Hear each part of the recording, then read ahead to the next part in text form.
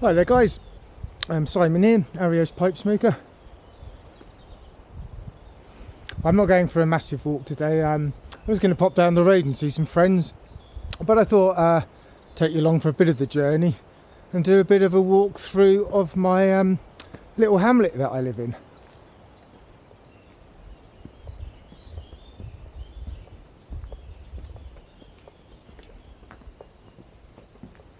It's making my George Jensen special Goodwill.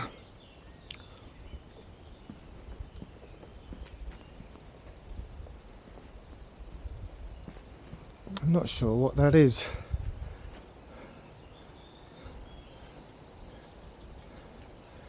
Looks like some kind of still, but it doesn't exactly look oh no, maybe it is copper. I was about to say it looks like rusty steel. But it looks like, yeah, I think it's an old still.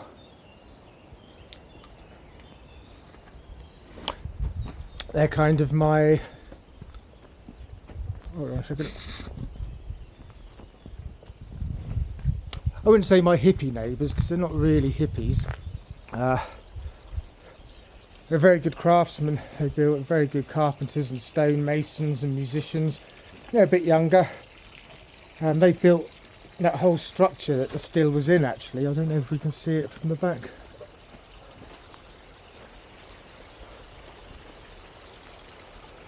Possibly that'll come out, I'm not sure.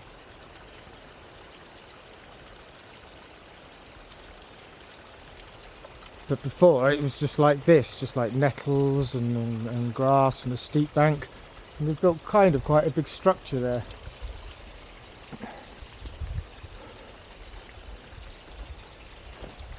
This is the old spring.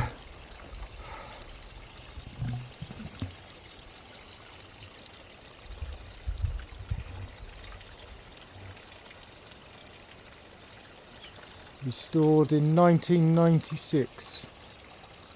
I don't know quite what that means. That terrace walls are a lot older than 1996. Maybe this is when they put this concrete basin in, who knows.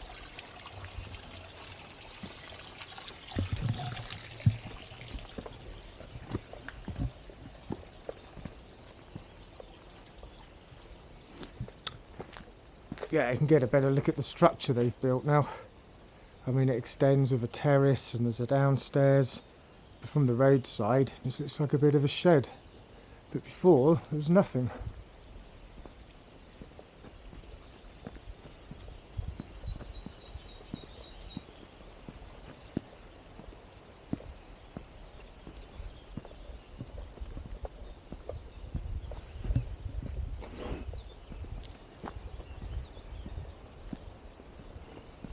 I was making a blend called Perique Summer from Germany. It's a Virginia Perique. I think it's got a bit of burley in there, but it's got a reasonably heavy, not heavy, it's got a kind of floral topping on it.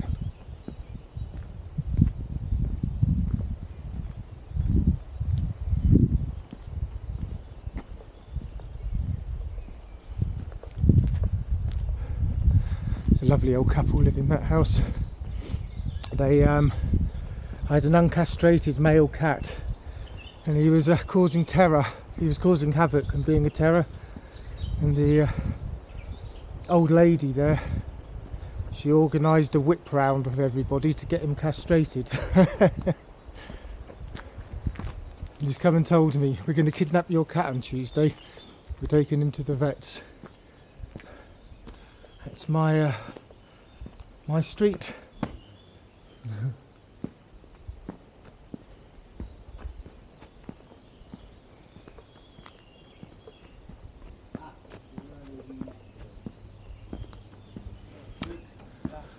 Ça va? Ça va? Ouais, c'est mieux aujourd'hui. Ah, mais aujourd'hui, oui. Ouais, j'espère le reste comme ça.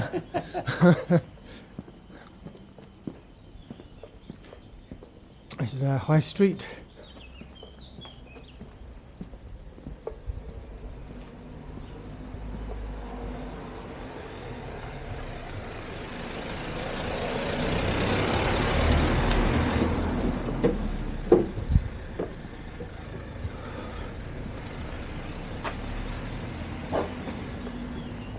Yeah, they take really nice care of it, the old folk here.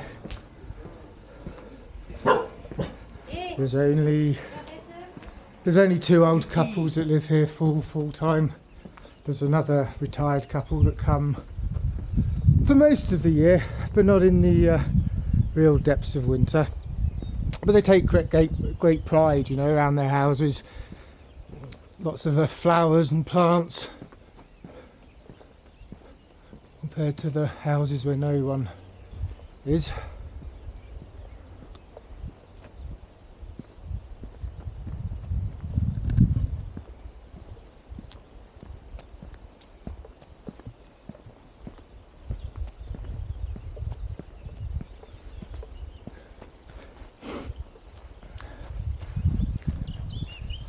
Yeah, just to give you a bit of the lay of the land, the hill you can see straight ahead in the forest, my last video,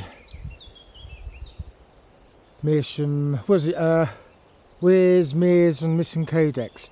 The path I followed and the place I sat down was actually somewhere about, I don't know, a third of the way up the hill straight in front of us. At the bottom of that is the river.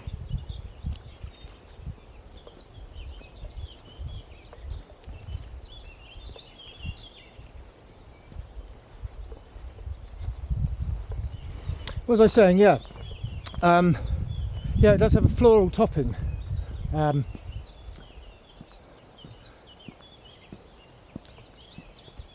It's not, I guess it could be classed as an aromatic, but only in the Dutch forward sense of the word. It's not covered in what do they call it? Propylene glycol, the glycerin-y, sugary. There's none of that on there. It's a Thomas Darius blend, and I believe he doesn't use anything artificial on his tobaccos. He does it by actually putting the tobacco leaves in rose petals and various things to absorb the flavour. And I'll show you the tobacco. I'll stop at the church. You can smell sort of flowers on the tin note, but it's hard to say. I wouldn't say it's subtle. Well, it is subtle in the sense that there's nothing artificial there. There's just kind of like a nice smell of. I don't think it's just roses or anything, but like a real natural smell that mixes with the tobacco smell. So it's not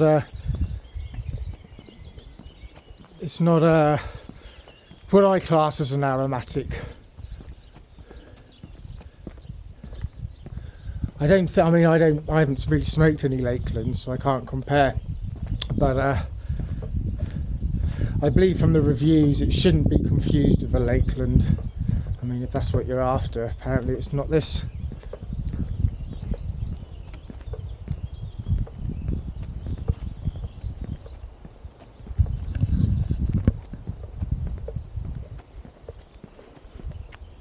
But it's quite well named, Perique Summer. I don't think there's a huge amount of Perique in it.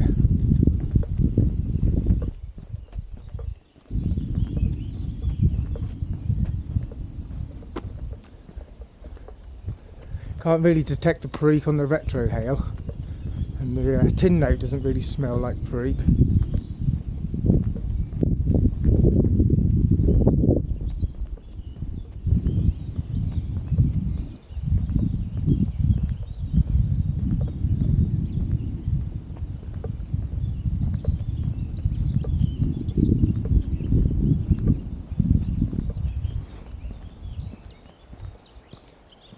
But it's quite a fresh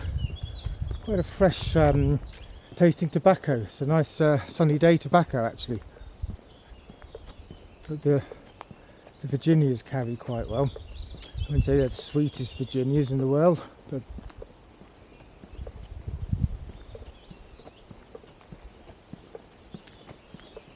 I think there is a bit of burley in there actually. I'm just tasting it now. I forget exactly what it says on the description, but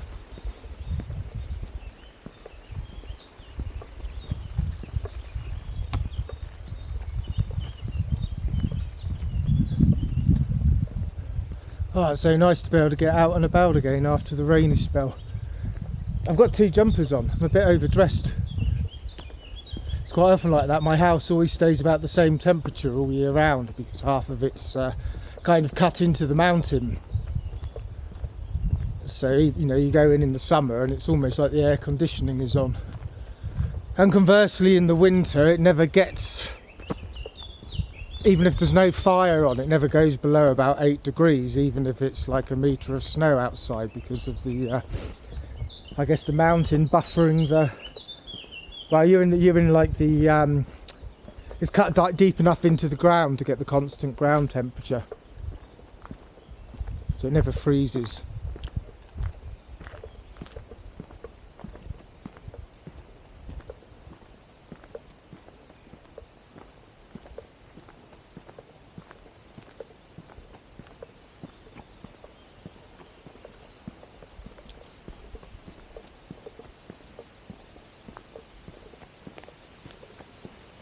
It's a very. The taste, I mean, I'm halfway down the bowl and still the floral essence is still there. It hasn't burnt away or anything, and the tobacco is actually sort of getting a bit stronger tasting.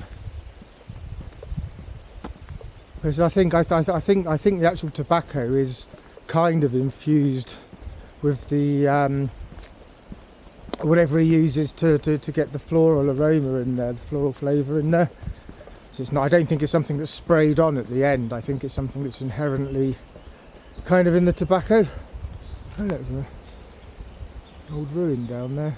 Probably won't come out. Never noticed that before.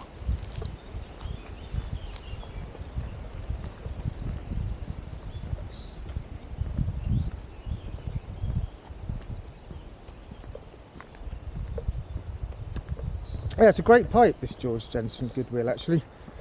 It can it can get a bit gurgly sometimes if I go a bit too hard on it.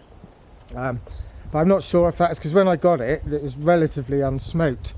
And it was a bit of a bargain on French eBay because you couldn't actually really see the pipe in the photograph, it was so blurry. And they didn't accept PayPal, so it had to be a French bank transfer. And I forget, I think I paid about €5 or something for it. And when it turned up, I was really pleasantly surprised. Yeah, there you go. Got some nice bird's eye on one side, well, on both sides actually, and some sort of cross-cut grain along the front and the back edge.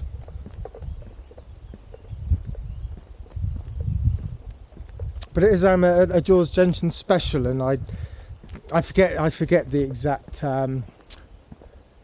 what each stamping means. I mean, I had a look on I don't know if it's Pipe Edia or what was the other guy, Phil Pipe, and it seemed, yeah, there were certain degrees of George Jensen pipes. Obviously, his father's pipes from the current Jensen. They had an almost illegible, that they were actually hand signed, a lot of them, sort of handing, you know, and. I don't know, I guess it would be an engraving rather than a stamping. Apparently it is almost illegible. But the current pair Jensen, there's various ones, like they're factory made, different grades of the finishes. Some are actually stamped. I've got a couple that are handmade rather than factory made, and I forget the story of these specials, but yeah, it's a great pipe, and they're always kind of pretty cheap pipes on the estate market at George Jensen's. I don't know why.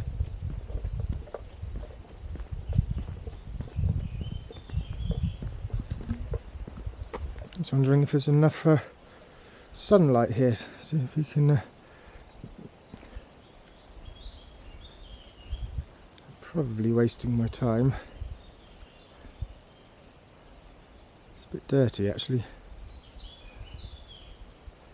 And then yeah, from all the way along the bottom edge, and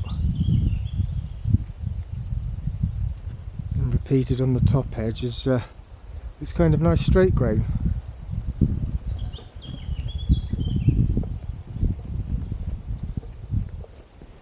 It's a bit of a funny pipe actually, in the sense I can't get it to stay glossy compared to, you know, and even if I've shellacked it, I've polished it down to 12,000 grit and put it on the buffing wheel and tried waxing.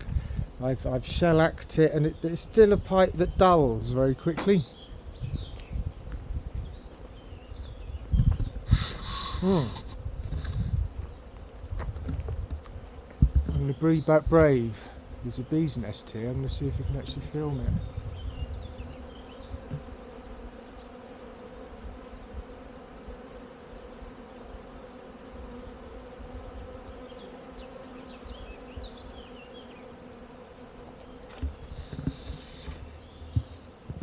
Yeah, I don't know how that come out. I don't want to piss them off.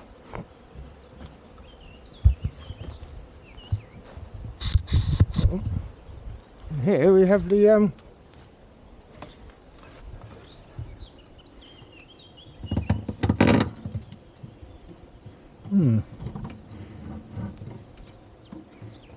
I've done that before,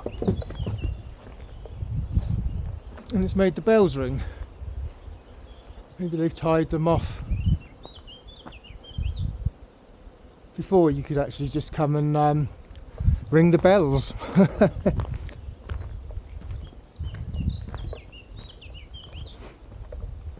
Yeah, this is the church. I don't believe it's particularly old.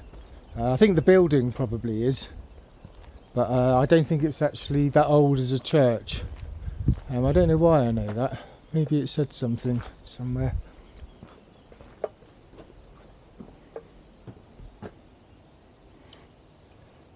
Okay, it's built between 1835 and 1831. People who lived in the valley helped with the construction.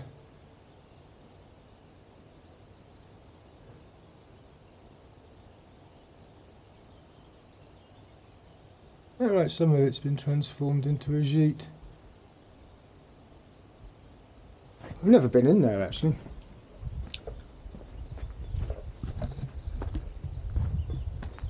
It's the same kind of era my house was built. The guy I bought the house off, I forget if it his grandfather or great-grandfather built the house, and all of that terrace, and probably half the village, to be honest. I mean, there used to be many thousands of people lived in this commune, so... Old army truck.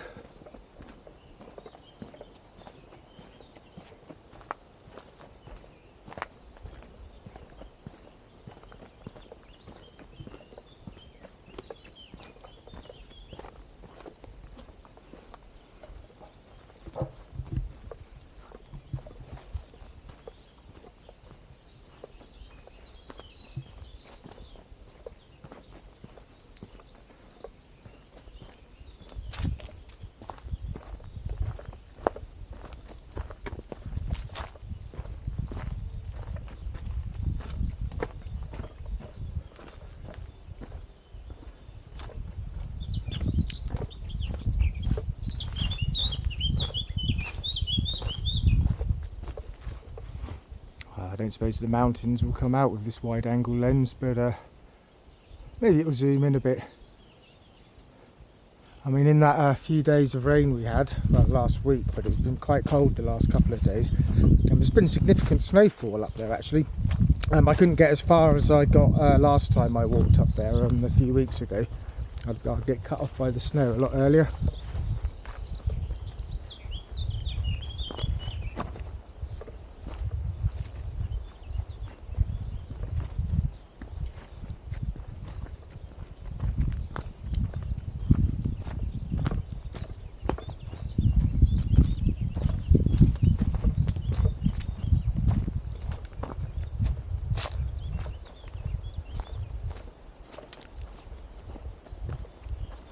I expect I've forgotten to put the wind reduction on, so on the camera, so I do apologise if there's a bit of wind noise.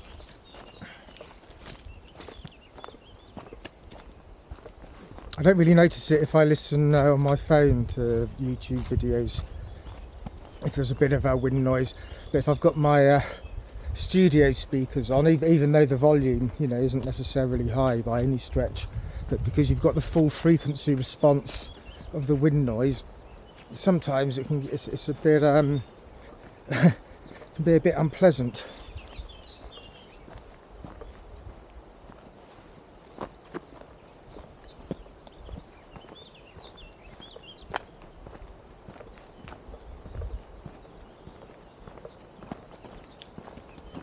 Nearly there.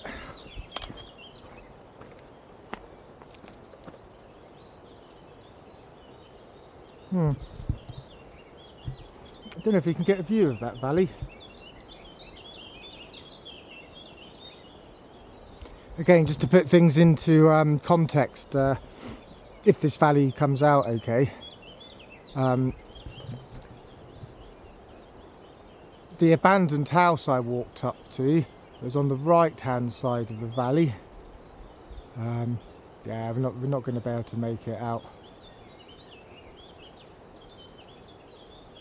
If it's possible, I'll see when I come to edit this if I can zoom in to a closer area, so just to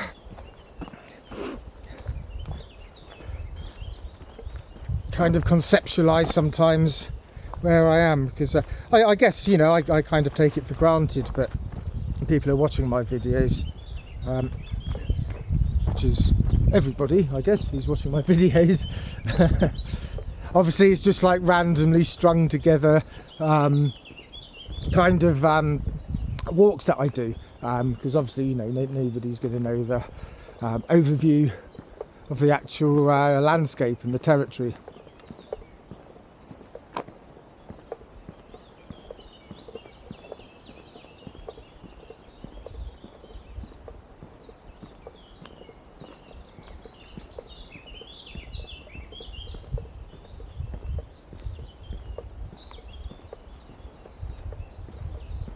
Yeah, I might buy this tobacco again.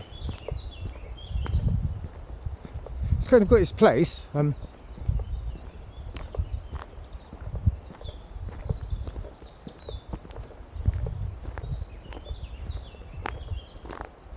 Yeah, I'm kind of enjoying it. I think it's still a bit, it's a bit fresh, a bit young. And I know we say you shouldn't age aromatics, but this has got some good quality tobacco in there also. And it's, I think it needs to relax a bit, you know, another 6 months in the jar. It's probably one to get in for next summer in a way. It's nice and light and enjoyable.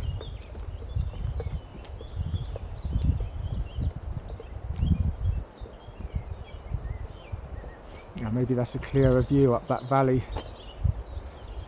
So kind of, when I found the abandoned house, walked up the right side of the valley to probably about where the shadow of the clouds is falling on the mountain now. I'll probably make that out. And then, yeah, kind of cut down to the river, went up the other side, and that's where we stopped and had a pipe. Then I made it back down the left-hand side of the valley, back to the river at the bottom. The next big walk I'm going to do, well, it's not that big actually, is on my last video, Mears, Weirs and Codex, the path I was walking on that I got off of to go and have a pipe. If you continue, it kind of follows, it goes from left to right on the hill in front of us now, and it goes up and up and up, and it goes up the valley, and when it drops down the ridge there's another like abandoned house, and it's kind of quite interesting. It's a nice walk, so that'll probably be one to do at some point.